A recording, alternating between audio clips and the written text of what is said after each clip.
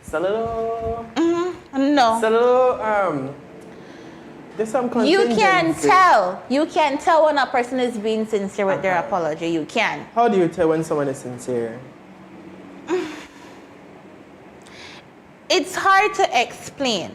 But if I know you, you have to know the person good enough, obviously. Like if it's someone near and dear to you and that person hurt you, you can tell if that person is being sincere or not. For example, let's say you did something to me that hurt my feelings bad. And I come to you and I tell you, Benji, listen, this is the way you say, this is the way you do, this is how you make I feel. Right. Because I know you, give me a random apology. Give me a random apology. Right now? Right now. Let's say you told me something about my hair. I asked you, you like my hair? How my hair look today? And you tell me something not so nice. Okay. And so I came to you and I'm like, Benji, you know, I appreciate your honesty, but you never had to say it that way. You kind of hurt my feelings there. How would you apologize? You first of all, you want to give one sincere apology for the whichever apology where you'd reject. Whichever one comes easier to you. Try to put you up on the spot, so I'll allow you. No, because then if I know I said which one I did do, because then some people might go back and then try be like, right, Jalen, never genuine on himself. Right. But I don't be apologizing often because no, he does not. So if Jalen has ever told you sorry, he's sincere. I can tell you that much because he doesn't care. Quick sidebar. It's not that.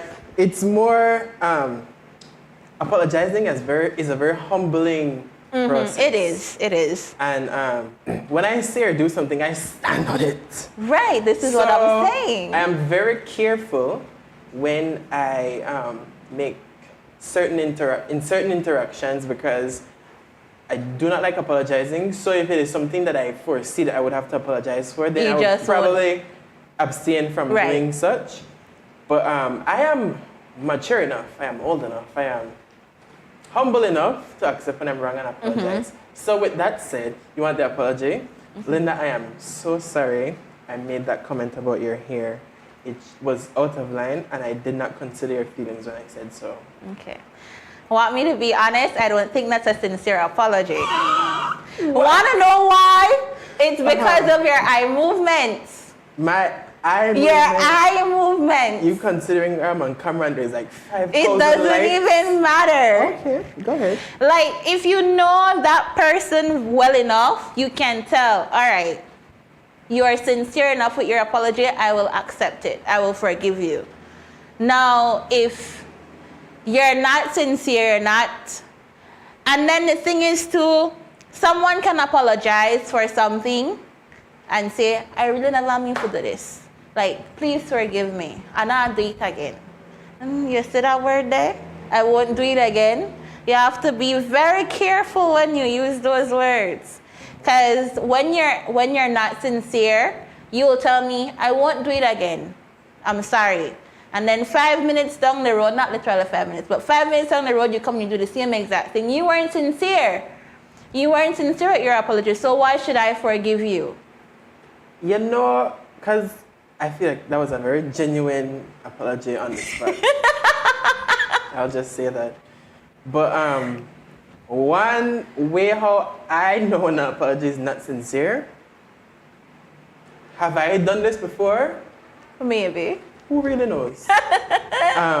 It would be something like, I'm sorry that you felt a certain way. Oh, that's one too. That's one too. Because I'm not apologizing that I'm not owning to everything that I did. Right. I'm saying I'm really sorry that you felt that way because you never had to feel no way. I'm just so I want to move on. Right. But you want to be Miss Touchy Feely.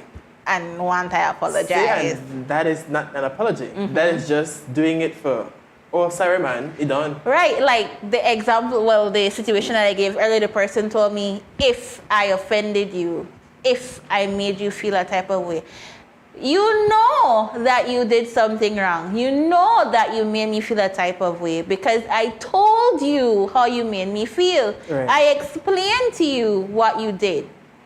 And then you're going to act shell shock? You're shocked? Like, Why are you excuse? shocked? Don't be shocked. Why? It You're doesn't make shocked? sense. You're 20? I'm joking. Right? So I didn't forgive that person. Okay. And it's not something that I'm proud of to say, but what made that situation worse was the fact that you had the opportunity right there and then to acknowledge and apologize. You waited after I left. After whatever was happening, you waited until after that. You waited until you saw me after that in front of people to make it seem like, oh, you're such a nice and humble person asking for forgiveness. Excuse? No. You don't do, like, you don't bring other people into a situation that is already existing to make that person feel like, oh, okay, she's nice. She's so sincere. She's so sincere. She's so mature. She could want to right? things and then apologize. have them looking at me like, and you not forgive her? I apologize. Excuse?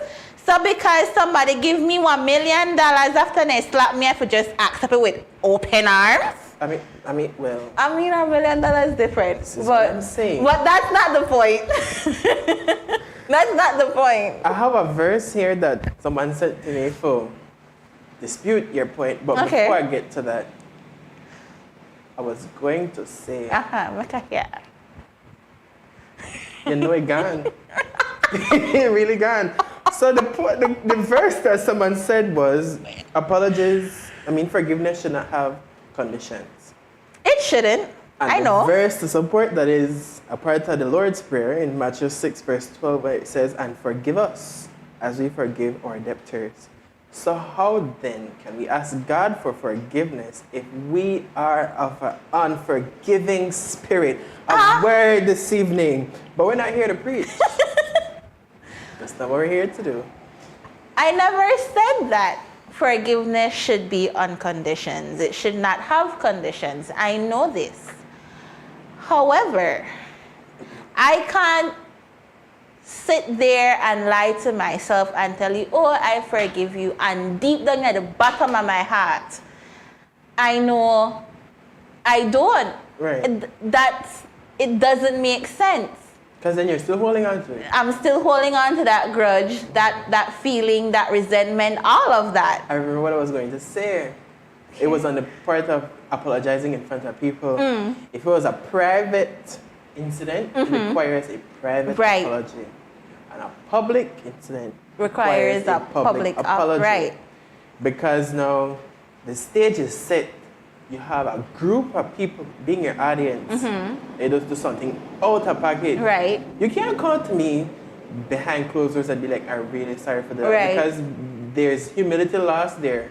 Because the people will be like, yeah, that's right. Tell them, do it. Good for you. A good friend. You deserve that. So now all these people really blow up, steam up your head because they be like, yeah, I'm right for that. In your heart of hearts, you know I'm wrong that, so you come see me privately and be like, you know, that was really uncool. I shouldn't have done that.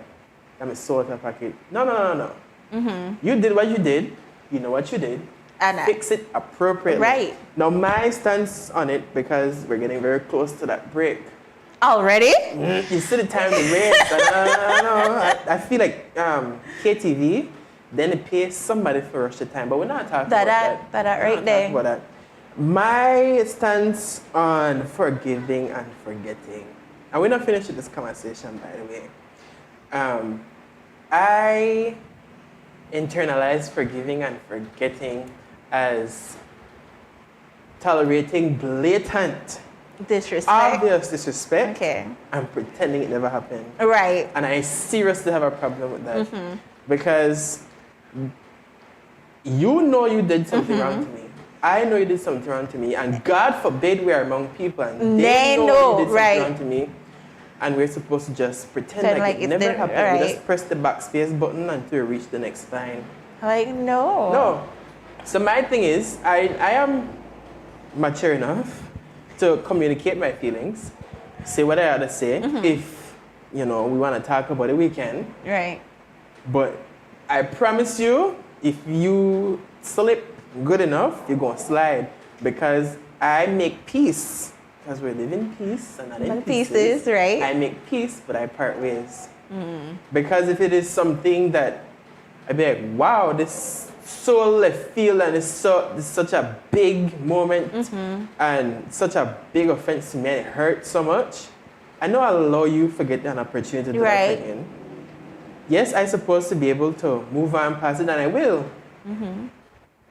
But I set a boundary there. Right. Because you crossed the line before I set it. Okay, I want to set one, yeah. You don't cross it again. Right.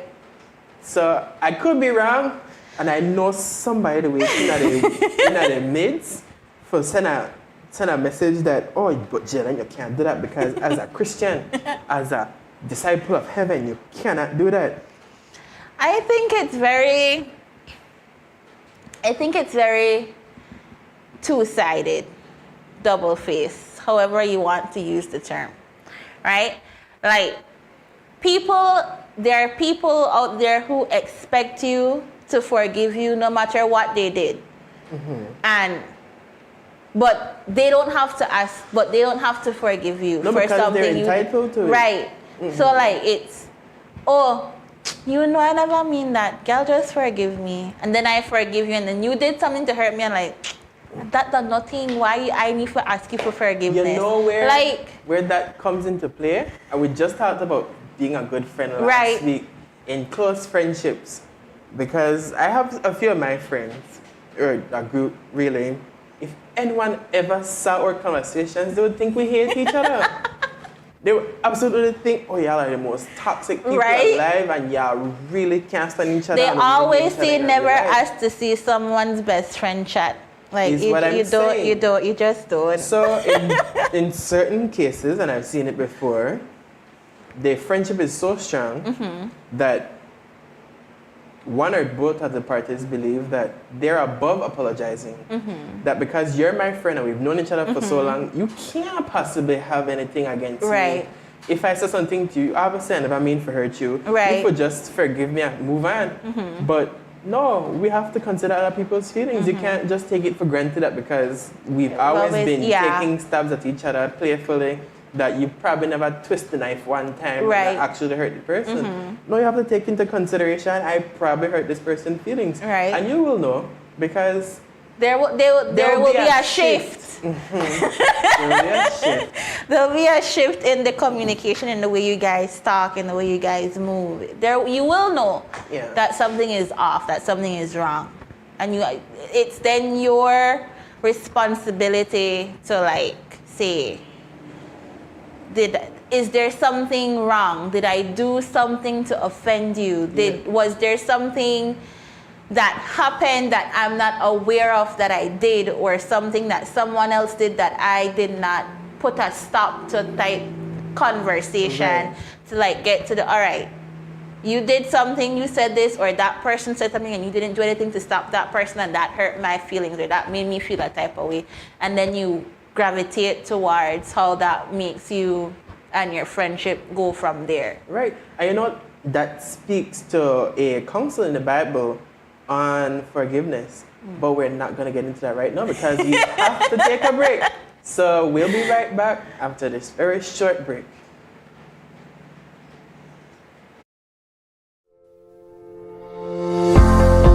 Hi, I'm Pastor Emiliano Fiamel. And I'm Elder Shane Neal. And we're the hosts of Hour of Power. We are ready to pray for you and with you. Prayer is the key that unlocks heaven's door. In Philippians 4, 6, and 7, God cautions us not to be anxious about anything. Instead, in every situation, by prayer and petition, with thanksgiving, present your requests to God. And the peace of God, which transcends all understanding, will guard your hearts and your minds in Christ Jesus. Join us every Thursday night at 6 p.m. on our Facebook and YouTube pages, as well as Channel 98 on Central Cable TV, to experience this peace that passeth all understanding.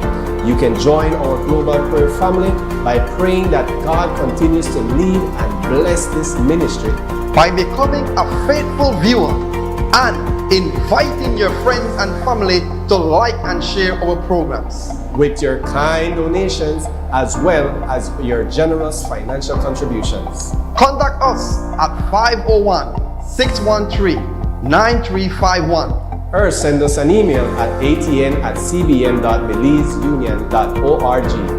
We are located at 10 3/4 miles Northern Highway at the Tubal Trade and Vocational Institute. Thank you for being a part of the ATN ministry. And we pray God's richest blessings upon you and your family.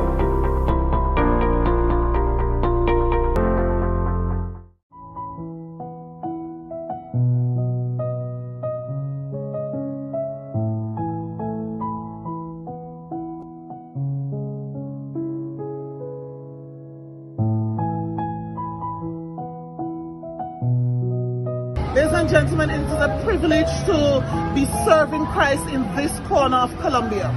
Colombia is a beautiful country, but like any society, there is an underbelly. And here we have a number of people who are displaced because some have fled violence from their villages, and they have found fellowship with each other under this long expanse of bridge. Right now we are in an area that has over 40 families who are living in makeshift shelters under the bridge. They have a minimum convenience, in fact, the absence of convenience that we take for granted. And as we bring Jesus to Colombia, and as they accept Jesus, it is our resolve that we cannot leave them where we have found them.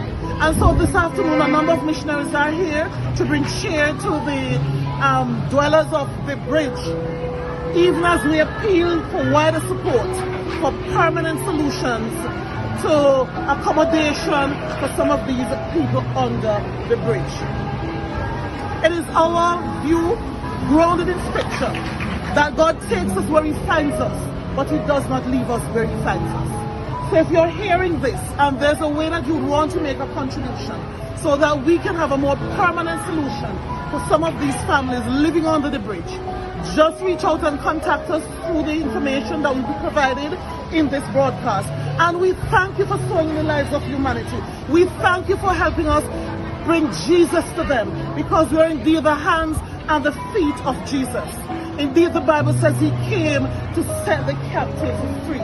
So join us as we, right here, this corner is called Devil's Corner. But after today, we are taking this territory for Jesus, because there's not an inch of planet Earth that our God has not called mine. So God bless you as you see what we're doing here, and as you pledge to give something so we can transform the lives of some of these families at Devil's Corner, even as we redeem this corner for Jesus Christ. God bless you.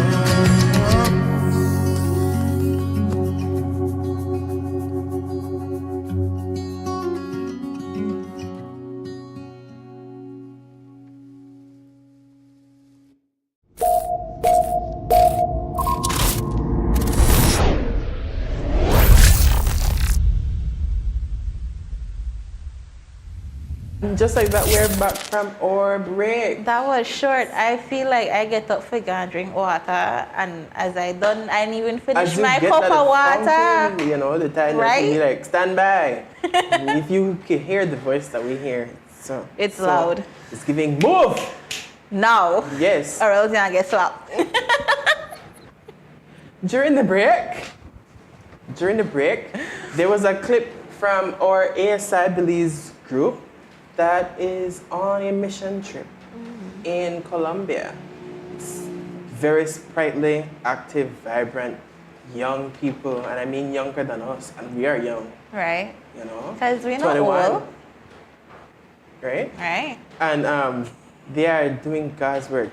Little missionaries, I call them. That's right. So we love to see young people active for God, yes? That's because right. God said if no one will do it, he will move the very rock Right.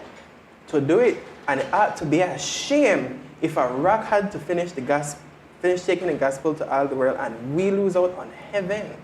But we're not here to And preach. the rock take the place. Proceed. We're not here to preach. A quick Proceed. sidebar, I want to note that you all are not active in the comments and I do not like it. And I especially do not see Adrian. So if someone knows Adrian Ake, please tell him to get in the comments rather quickly for us. Thank you so much. Before the break, we were talking about the principle of if you thought you did something wrong to someone, you really should go and approach them. Right. You know, it's tough, before I read the verse, it's tough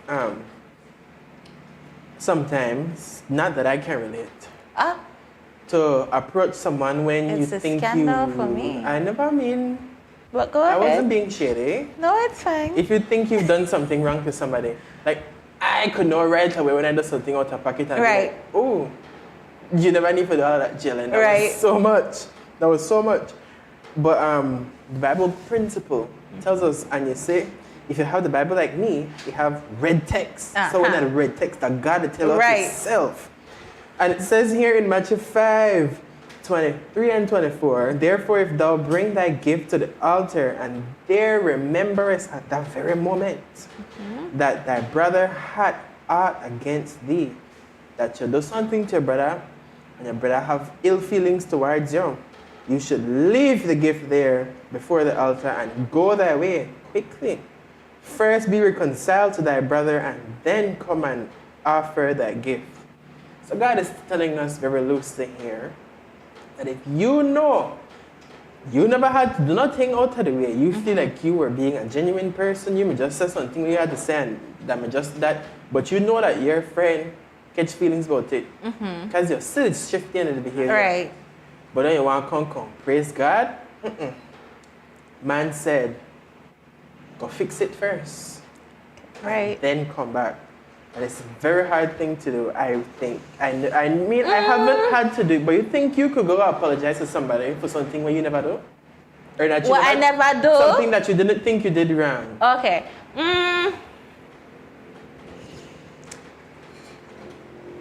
Well, then I think it depends. the way how you just... Because I'm thinking of situations where I had to do that before, right? It's not a whole lot, but there were situations where I did go and apologize, and but I think it depends, and I know someone said there isn't conditions to forgiveness and this and that, and I get that, but personally, it depends. Like, if this is someone that I'm an acquaintance with, and I probably won't ever see that person again, I'm like, it's whatever, like. Okay. And then if I so happen to see that person, I'll be the bigger person. I'll be like, I feel like I probably said something or this I want to say or whatever. And I never mean it in a hurtful way or whatever. And my intent was not to hurt you or make you feel a type of way. And I'm sorry. Say, I'd call it this if. Because I know what I said earlier, but it come back to come bite me. But I think that the if depends on the tone you're using it in. So if I say, it wasn't my intent, and if I made you feel a type of way, I am truly sorry. If you would let me know what it is exactly that, I said or I did, I want to give you a better apology to let you know that I'm sincere and I didn't mean it that way. But if you're just then what am I supposed to do? You understand? I can only do so much. And for me, apologizing isn't something I find that hard to do. And that might sound like that means I don't give sincere apologies, but I do. Right? Apologies for me isn't something that I consider hard to do. If I know I'm wrong and I offended you in whatever way, I will come to you and I will apologize and I will say, you know what? I noticed that what I say and I know it probably hurted you. So for that, I am sorry and I will try my best to never do that specific. Because Anna said, Anna, do it again. Because I don't know what the future holds. I don't know. I don't know what the future holds. I can't look 2 minutes on the road and say, oh, I broke my finger. I don't know that. So I won't say, never do that again, because I don't know. So I'll say, I'll try my best not to do that again or do that specific thing that offended you or hurt you and move on with it. Now, it gets tricky because I'm not one to ask for forgiveness. So I will apologize to you, yes, but I won't necessarily go and be sorry, please forgive me. No. I'll come, I'll sincerely apologize to you, and if you choose to forgive me, that's on your own thing. I'm not coming to you, begging you or asking you to forgive me, because I know I did you wrong. Here I am apologizing, trying to mend things, and if you want to forgive me, then I appreciate that. I like that. But if you don't want to and you're still upset, you're holding a grudge, then by all means, you do you, boo. Me not hold it against you. I did my part. I came to you. I tried to fix what I did. I apologized, and now it's up to you. There's always this thing that says forgiveness isn't for you. Sorry, it's not for the other person, it's for you type thing. Listen.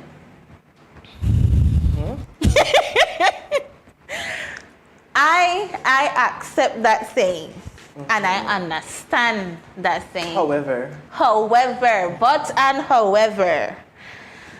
I can't promise I'll forgive you, even if that for me, even if that will make me feel good. I can't promise I'll forgive you. Because forgiveness for me and holding a grudge against someone is really dependent on how often I have to see your face. Yeah. So if, let's say for example, you did me something, it hurt me to my core, and I know I have to see your face every single Saturday at church, I'll be like, Lord, I know I have to forgive Benji. I know it at the bottom of my heart, because I want to see your face every week at church. But this thing that bother me, and I don't feel like an apology is sincere. I can't do it. I can't do it right now. Not right now. Please make it work out, because I'll go in the hill. No, but in all honesty, when it comes to me and grudges, because we're talking about grudges, when it comes to me and grudges, I don't like to hold a grudge, right? It's not something that I like to do. It's not something that you choose to do. It's not something that I will, it's not like I wake up and choose grudginess. Grudges. Yeah, it's not like I woke up and chose violence. No, it's not that. It's just, for me, it's the matter of the principle. So if I explained something to you. Let's say something happened in the past and this person hurt me and I explained all of this to you. I traumatized. I could put it that way. I traumatized. And I come to you and I explain to you, yo, this is how we're going down. And you say, all right, I understand. I will never do that to you. I understand your pain. I understand the struggle you got through. I will never do that to you. And then 2 days later, you come to me the same nonsense for the person box to me, and I'm like, really? And you expect me to just forgive you? After I laid out everything on the table, like, no, I have to have a grudge against you. Like, I have to. You know, Because I have an unpopular opinion about that. Because, my mind, you give the person the weapon to use against you. Because okay. you were too open or too preventative of not wanting to get hurt in the same way again that you just run to tell the next person. But before I make you get too close to me, just understand this was somebody to me in the past and hurt me this deep. And you might feel like they don't be like, all right, I want to try not to do that to you. But subconsciously, in the world that we live in, Right. they might not even think about it. It might just Happen. turn of events. So I tell nobody my past hurts, because then I spin back the black for me. And if you ask anybody who know me, and you know this, you could tell me anything why I tell you what hurt me. My principle works. It stands. It executes. That's all I'm saying. That's all I'm saying. I guess. See? No, but then if you trust this person, right? And you've known this person for a good period of time, and you're like, okay, because there are some people who likes to be not necessarily vulnerable but open. And if I consider you someone very close to me, I would sit down and I wouldn't give you like the whole 9 yards, but I would tell you maybe 3 yards of what was something that happened, how it affected me and stuff like that. I don't expect you to come and use that against me. And I think that ties in with your bond that you have with that person. Because if you say, I'm your friend, you love me, you care about me, you respect me, and all of that, then you should never turn around and use something that I told you in confidence against me. Yep, I fully agree with that. But there's a very fine line, and I want you sitting next side of the line. Okay, yeah. The situation is somebody dogged me out here in the past. Okay. And I put up defenses. So when I tell you that this is what that person did to me, and it really hurt me and I don't want to go through that again, I know they expect you to do it to me, but I'm projecting it onto you. So at some point in time, I just have, my trust go sky high for everything else. But when it comes to the one thing, I just have it a little bit lower because my expectation is that people are bad. Right. So because I tell you that, you might eventually do it to me too, because Okay. no, I just feel like everybody will do it to me. Okay. So now I not totally give you the full length of the rope for you to do with it. Because whatever you do with it that you are doing, I give you a shortened version of the rope. Right. Because I did wait for you to do it and just be like, see, another one, and I'll let you go. you see the next part, of the paradigm. Okay. You see where I come from? Right. So, yes, I understand that, you build a confidence in this person and you didn't tell me this because you'd be vulnerable. But be careful with your emotions. Right. Not pin other people. I mean, you're not just going to go and onto tell that person. Expecting them at everybody. some point in time to fail, because if you expect it, it's gonna happen. It's gonna happen. I mean, if you're not expecting it, it could still happen. But if you're True. waiting for the moment to just be like, I mean, no, me, I did that to me. Then you never really fully was being vulnerable with that person. You just Right. going to try test the waters. But they don't tell me that we only had a few moments left. So I want to touch quickly before we go, grudges and friend groups. I may or may not have some relation to this, but I'm gonna take it another place. Okay. I was in a meeting at work. This nothing to do with anything with previous parts of the meeting had, but we get to a point Okay. where they say, no sweat fever for nobody. Okay. You're supposed to remain neutrally in the workplace. Okay. Because the persons I was in that meeting with noticed that there were cliques in the department. Okay. I talk to everybody. If you Right. don't like me, just That your you business. really have poor taste. Right. But I can't be held accountable if you're not like me. You just have really poor taste in people. Right. You know? So when they said that, I'm like, I'm not the type to hold grudges. But after that, I've seen other people energy shift. And I realized that wasn't for me. The other people in. Because Right. let's say, because I'm relatively new to the place. So let's say you and Benedict had some prior issues. I come unknowing of this, and I Right. talk to the both of you. Right. By some strange act of God, I become more of a friend to you. Automatically, Benedict not like me. Right. And you expect me to not like him back because you have problems with him. Right. How would that work? It don't Because work. and then it makes you remember I'm very active on Instagram. I made a post, it was a meme that it says, never forget who had a chance to stay out of it, but made it a problem. So it's a friend group. Right. You and one person have a problem, you really come and just stay right there. Right.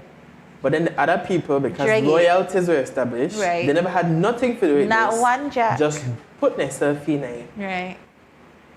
And thinking about it now, that kind of alludes to the point of holding grudges against the same people who really never had to choose a side. They come and Right. just stay neutral and be like, that the other thing left me out tight. But it's something that you should look out for. Not necessarily hold a grudge for, but look out for, because no, it was a private thing. And then you made But it your public. people want to come make it public. Right. And then all of a sudden, that is big stink, and then names they get dragged through Right. mud, and It don't stories they make get sense. told, lies Like they get made up. I've never understood the concept of I'm your friend, I'm his friend, you're not friends. So you not to be friendly with him. Yeah, like I've never understood that. Cause like I remember one instance in primary school vividly. Cause the first year this day they couldn't at my school like in a problem. Wow. Never had one issue at primary school until standard 4. Okay. I had this friend, best friend, and I had this other friend, but they weren't friends. And they caught in a fight the afternoon after lunch. Me there, my own business, I had to play elastic with my other friends. Nothing happened. After lunch, I got called into the office. Me done afraid, because I don't like problems. You call my name, I leave it too loud, I get jumpy. Wow. I don't like problems. So they called me to the office. Now I'm scared. And I'm like, yes. So you set up fight between there two. Excuse? What? How you get I'm sorry, what? Yes, your best friend and your friend they fight. I said, but I know. Why you didn't mix me in that? I don't understand. I don't do nothing. I made a play elastic during lunchtime. No, why you didn't mix me in like you mix corn Right. in a coleslaw? No. Like it was a whole thing, and I was like, but miss, I know they understand. Like, yes, this is not my best friend, and yes, this is not my friend, and I understand that they are no friend. But I don't want to stop be her friend or stop be her friend because Nella no friend. Like that finna thing, like keep me out of that. She called my mother school. Wow. Got my mother real apart of me And panadas. And I know Mrs. Diana made it go out. Real apart of me panadas. Get home, ma. I don't understand. I said, all right then, darling, go do your homework. Excuse? After you just real apart of me? Yeah, no, No, because man. parents are make us seen at school, and then they get to be like, yeah, right, man, you done, get over it. Like I've never, like that was one thing I never understood. Because even now, like with my friends, like I'm your friend, I'm her friend, you're not friends, but that's your thing. That's not our thing. So I won't hold a grudge against him or her because you have a grudge against him or her. It's No, because then they want to make it a community beef. because 1-on-1 make 2, 1-on-1 no make 11. You see, and then in that case, and back to the point of friendships from last week, Right. with loyalties, you're not a loyal friend because if I don't like this person, you don't feel like I need her. Go so friends like that. I don't need no enemies. Wow. You are the enemy I need. All the enemy I need. Wow. It be like that sometimes. That's crazy. So you don't indulge in the community beef. It just depends. It depends. No, say, like if I had something against that person prior, they should 100% of the way. But I don't mix myself in those kind of grudges. Like I have my own grudge against whatever, like, you know. Yes, and then that's my thing too, right? Because, like I said, the thing at work. So apparently the people have an issue with me because I. Talk to the other persons. Right. I mean, I don't really care. Because why would you? I didn't even notice. Because why should you? And the funny thing is, they really have all this energy and a lot of attitude, and it does so much to make For you notice. nothing. And engage. Because my thing is, beef could really be one-sided. Because I don't have beef. It is. It can definitely be. Like I said, if you're not like me, I probably have a couple one-sided beefs. I have one in kind of long-standing, but we're not talking about it. That's wrong. If you're not like me, that's fine. It really speaks to poor character on your end. Right. But if you're not like me for a reason. Not like me because, Your friend not like me. right? If you're not like me for like, you know, I could really be petty, but not this. Like, if you dislike me because I did something Right. to you. Not dislike me because you heard something or you think I did something or Yeah. your friend got a problem with me, so you want to have a problem with me. That's plainly put, childish. Very much so. Very deplorable behavior because a grudge can easily be solved. It can. Easily be solved. And if both parties are not willing to do so, then what can necessarily be done? But that doesn't mean then that you must strong on this thing because now that person have their own cross to carry. Why you to try conquer Right. this Simeon the helper and back the cross? No, left alone. If you want Make to it drop back with it- the cross, make it you cry, have to make left it drop with alone, the cross. right. No conquer, bring that down. And I don't think I've ever been in a situation where I've been in a situation on the other end with the grudge, but I've never been in a situation where I'm the friend of the person who have a problem with the person and they question my friendship because I know the side of catch beef. All of my friends know this. If you and somebody got a problem, That you one and of they his have the thing, right. problem. Because nobody know I know problems with me because Because of of you. Right, can they like say if they don't catch Harry, they catch it short. They catch it and I short. know I'll be your short Harry. This is I what know I'm I'll be saying. your short Harry. I know I'll be the shirt, pants, shoes, hat, shades, nothing. Nothing. Even the fingernail. So I've never been in a situation where I have to be like, well, that you have to decide, you know. If you want to be my friend, it's cool. Yeah. But I don't think I've ever been on that side of the spectrum either. I don't think I've. yeah, because I feel like I do a good job at picking friends. You know, there were some questionable ones Right. at some but, points in time. But they dropped off. Like the leeches they were. Like the leeches they were. Wow, that's such a prophetic word. No, it's giving my day. Remember the time when my dad said, people are like leaves on a tree. They come and go every season. Some are meant to stay and some fall with the fall. All right. That was such a prophetic. Listen to me, Tyler Perry. Be writing. But nevertheless, we are coming down very much to the end. Yeah. Just so quick. That was like. That's crazy. Right. Oh, we have a comment here before we get to it.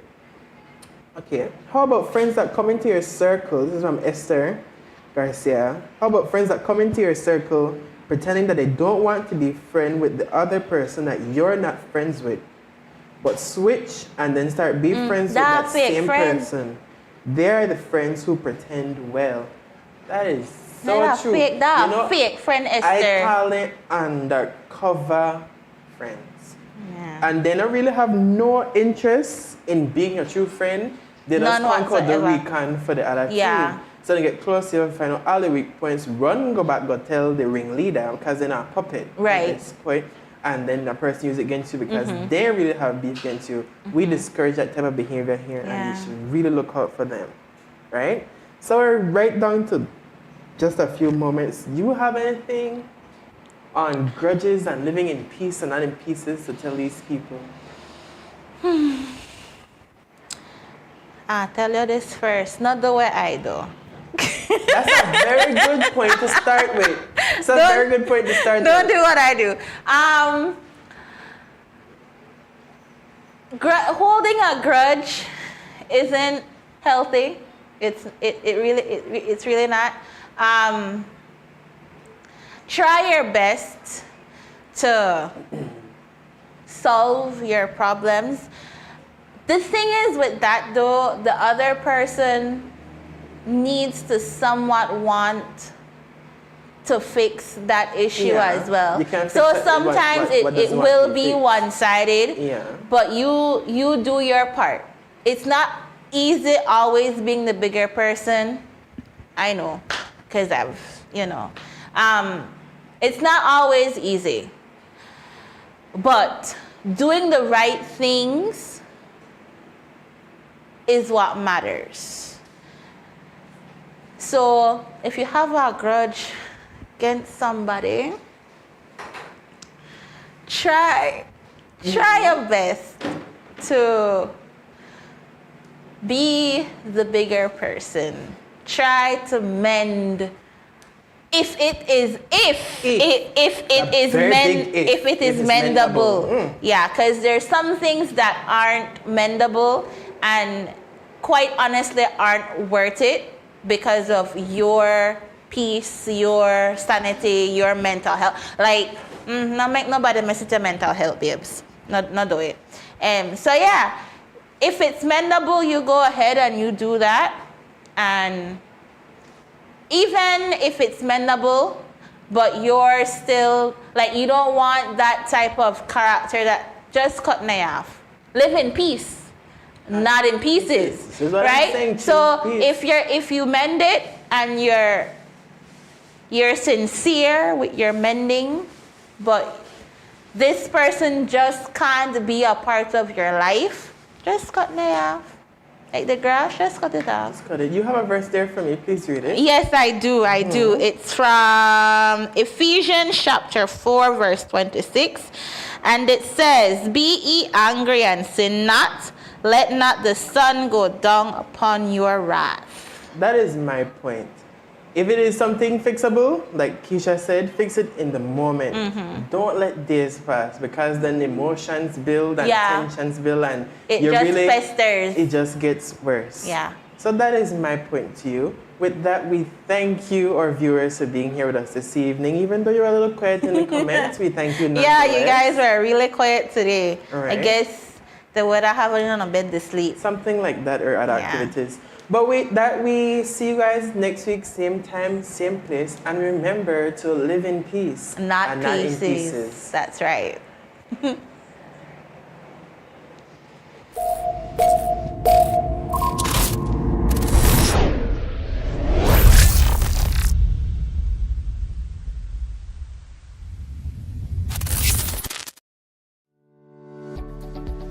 As a non-profit organization, the Adventist Television Network solely relies on your financial support.